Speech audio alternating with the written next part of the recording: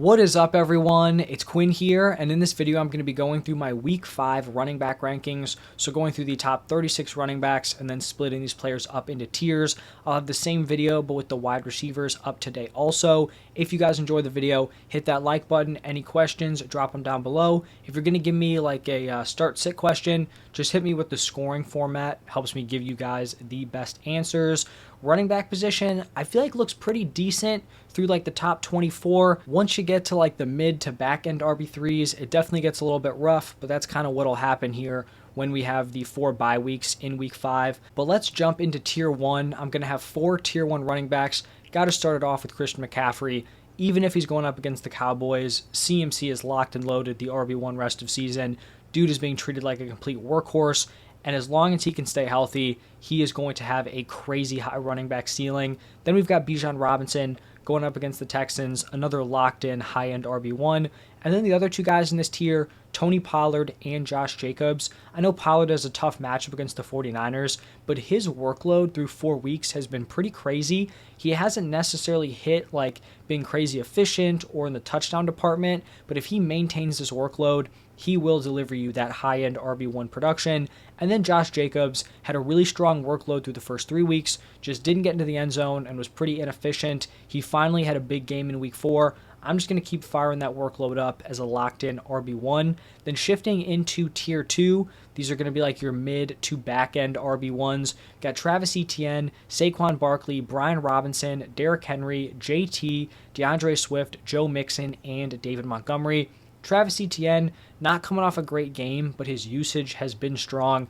Not a great matchup against the Bills, but I think the Jaguars are a solid offense. As long as Etienne maintains his current role, he's going to be an RB1. Saquon, since he was doubtful heading into the Monday night game, it seemed like throughout the week he had a shot, like he wasn't ruled out way early on. I do think he probably plays here against the Dolphins. Even though the Giants' offense has just looked terrible, I still think Saquon Barkley is going to get his. He's going to be involved as a pass catcher, and he's still going to be an RB1. Then after Saquon, I'm going to have Brian Robinson. And if you told me prior to week 1 that 4 weeks or 5 weeks into the NFL season, I would have Brian Robinson ranked in between Saquon Barkley and Derrick Henry, I would have told you were lying. It seems crazy to have him here as a mid-tier RB1, but the matchup is so good here against the Bears. He's clearly the Commanders' RB1, and this is likely going to be the perfect game script for him. First off, the Bears' defense is terrible, both stopping the pass and stopping the run, so he should have an efficient day, but they're also like touchdown favorites,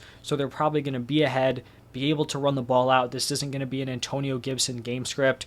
So it may seem crazy to have him here ahead of guys like Derrick Henry, Jonathan Taylor, like locked-in RB1s, but I think it's fair, and I mean really if you have any of these guys, like these RB1s, they're going to be in your lineup anyway. Derrick Henry had a nice bounce-back game. I still think there are reasonable concerns there, but I also still think he's a weekly RB1. Then I have JT here, and there's no guarantee that JT plays. If you guys are going out trying to make trades for JT, I would just make sure we have some confirmation that he is going to play, right? We don't want to get, stuck with something where he's returning to practice, but he's still holding out and then he's not going to get traded. Like, you don't want to give up a ton and get stuck in that situation. But if Jonathan Taylor, if the Colts tell us he's playing, he says he's playing, I just fire him up as an RB1, even though Zach Moss has been really solid in 3 games, kind of taking over the starting workload. If they get Jonathan Taylor back, I think they're going to feed him. It is a bad matchup here against the Titans, but it's Jonathan Taylor. He's got to be in your lineups. Then we have DeAndre Swift, definitely pulled away from Kenneth Gainwell in that backfield. I think he's like a back-end RB1, high-end RB2 rest of season. Then we have Joe Mixon and David Montgomery. Mixon with a much better matchup this week going up against the Cardinals. And then David Montgomery had to make the swap with him and Jahmyr Gibbs. He is handling a massive workload. Not sure if he's going to maintain this throughout the entire season. Obviously, it's going to come down a little bit because his carry per game number is just pretty unsustainable. But I do think Jahmyr Gibbs still has the potential to start to eat into it. But I mean, at this point, he's locked into a huge workload. He's getting that red zone work on a really strong offense, so he's an RB1 for me this week and a plus matchup here going up against the Panthers. Now shifting into tier 3, these are going to be like your high-end RB2s into your mid-tier RB2s. I'm actually going to start it off with Devon Achane here. I'm a big fan of Achane rest of season. It seems like some people think his production's kind of fluky or he's not going to hold on to this role. And, anything could happen in this backfield, right? Maybe he loses his role in this committee. I just think with what we've seen out of him, right? He's played pretty much 2 games where he's been very involved in this backfield, and he's just been a total monster through 2 weeks. If they go out and Jeff Wilson comes back this week, and Mike McDaniel's going to go out and take away touches from Devon Achane and give them to Jeff Wilson, I mean, that would just seem like malpractice at the head coaching position. Achane has been crazy explosive. He's a big play machine. We even saw last week, right? Him and Mostert were in a split. He was still leading in the snaps. He was leading in routes run. He was way more effective with his opportunities. So really, I feel like Achane could be a running back one rest of season. He's never going to be a massive workload guy. So that's why I'm not really concerned about this staying as like a committee. Like when we were drafting him in redraft, I was very high on him heading into the season. And the main reason was that even though he's a smaller back, he's not going to have 20 opportunities a game. This was the perfect offense for him to thrive in because he has that big play upside paired with Mike McDaniel. We know he loves the speed, so it was just a perfect match there. So he will be a high-end running back 2 for me this week, and I do think he's the much better option compared to Raheem Mostert rest of season. Behind Achane, we have Alvin Kamara. First game back, not super efficient as a pass catcher, but I mean, Derek Carr was just peppering him with targets. I was surprised we didn't get much of Kendre Miller or Tony Jones. Definitely could have been a game script thing, but it also seems like they're comfortable using Kamara, pretty heavily in that backfield. So he's going to be a high-end RB2. He probably will be a little bit capped just playing in the Saints offense, but volume is king at the running back position. Behind Kamara, I have Kyren Williams here. A few things for Kyren Williams that makes him a little bit lower than he would be. He is banged up heading into this game, so we're not sure if he is going to play. And even if he does play, is Sean McVay going to throw him out there for 50-plus snaps like he has through the first 4 weeks? Also a tough matchup here against the Eagles, so I definitely still think he's startable. We'll monitor that injury throughout the week, but that's why he's probably a little bit lower than you may have been expecting here in this video. Then we're going to have James Cook. Weird kind of shakeup in usage. He got the goal line work, but then lost out on the third down snaps and then some of the 2-minute drill work. We'll see how it shakes out. I mean, it's probably going to be a wash, right? Because they'll have more touchdown upside, a little bit less receiving work. Still a really strong weekly RB2. Then we've got Ramondre here down at RB17. Definitely a tough start to the season for Ramondre. I'm definitely not full-blown panicking. I think the fact that the Patriots offense is struggling is kind of a hit to him, right? Because it's going to limit his touchdown upside. It's going to limit his efficiency, but he is still seeing a really solid workload. He is still clearly the RB1 ahead of Zeke. Now, maybe that starts to slip. Personally, I think he'll hold on to that RB1 role, and as long as he maintains his current workload, better days are going to be ahead. Maybe he's not going to be a locked-in weekly RB1, but I definitely think he could kind of work back to that at this point. Then we're going to have Aaron Jones. Pretty limited workload in his first game back, but it's been a week and a half since that Thursday night game. I believe he plays on Monday night going up against the Raiders, so I think he's locked back in here as an RB2 play. And then the final guy in this tier, James Conner. Super strong usage. The Cardinals have looked better than pretty much everyone expected through 4 weeks. Like him as a mid to, honestly, just depending on matchup, somewhere in like the RB2 range. Now shifting into tier 4, I'm going to start it off here with Breece Hall, and some people may not love this ranking considering how rough he's been as like a fantasy option in weeks 2 through 4. But this really just seems like a screaming breakout opportunity for him here. Going up against the Broncos, they have given up by far the most fantasy points to the running back position. A big reason why Breece Hall really hasn't been a solid fantasy option is that the Jets' offense has just not been good. They haven't been running a ton of plays, so his workload has been suffering, and then there's also no efficiency because teams haven't been respecting the pass. We've got a few positive things heading into the game. The matchup is one of them. It's also a plus matchup for Zach Wilson, who looked significantly better in week 4 than we had seen through the first 3 weeks. So if they can get some balance going in this offense, Breece Hall, 4 games into the season, we should see that workload start to bump up here. I do think this could be his breakout, and I do like him as a running back 2 this week. Running back 21, I have Jahmyr Gibbs. I'm still in on Jahmyr Gibbs for the long haul, like rest of season. I think people are way panicking, calling him like a real-life NFL bust 4 weeks in. He still has a lot of opportunities to improve on that role, and even if he is locked into the DeAndre Swift role at this point, that is still an RB2 weekly role in this Lions backfield, like the matchup here against the Panthers. So this is where I have him slotted in. Then we have Raheem Mostert. I talked about how I prefer Devon Achane at this point, but I still think this is going to be somewhat of a split between these two.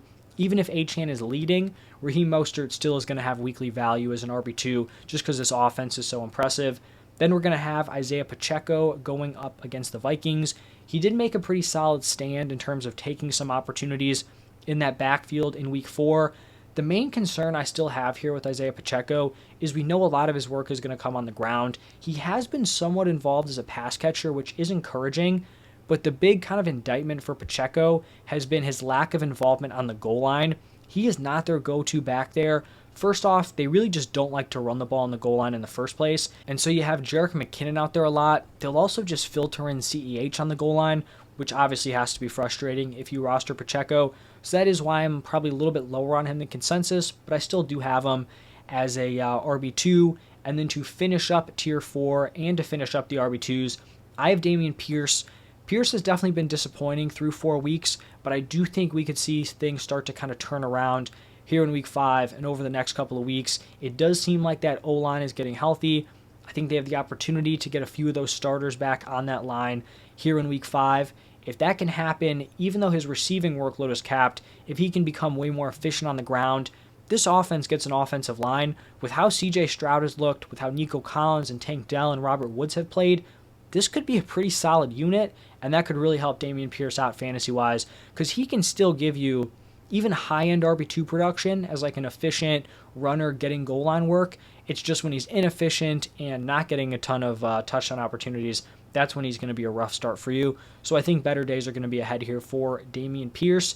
And then this is kind of where the running backs start to get a little bit rough.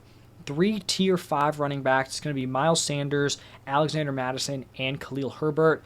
All these guys in like somewhat ambiguous splits this week. Sanders, if he was healthy, would be a tier 4 guy, but he's dealing with a groin injury. Him and Chuba Hubbard are splitting opportunities pretty evenly. He's still getting the more valuable touches like the third downs and the goal line work, or maybe it was the 2-minute drill work, but he's getting more receiving opportunities and he's getting the touchdown upside in this backfield when they're splitting, but he's still limited, so it's not a great role, high-end RB3.